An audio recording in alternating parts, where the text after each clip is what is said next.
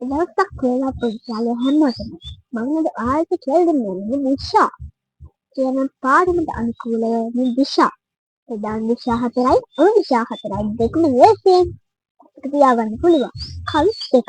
එකක් තමයි පුංචියාගේ හැමෝම වගේ දන්නේ උපාලි ඊළඟ නැවෙන් ගිහින් ධම්මිනි විද බලාගන්න. මම අතලා කියනවා උපාලි ඊළඟ නැවෙන් ගිහින් ධම්මිනි විද බලාගන්න.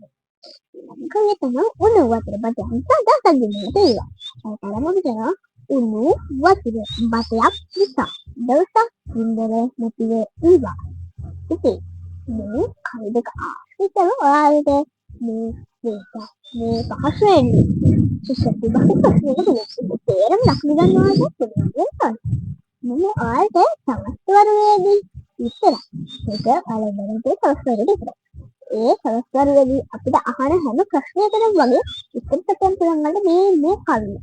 ඒ තමයි දඟ උපුල් ඉස්ති නන්දන් වඹතේ පිටපත් බලා ඉඳි. මම අතර කියනවා දඟ උපුල් ඉස්ති නන්දාට වඹතේ පිටපත් බලා ඉඳි. ඉතින් පුංචි අයෝ ඔයාලා මේ වගේ ලස්සන වීඩියෝ නරඹන්න ඕන. ඉතින් සෙනෝසි මේ channel එක ඔයාලා හැකි තරම් කමෙන්ට් කරන්න ෂෙයා කරන්න බෙල් එකත් ක්ලික් කරන්න.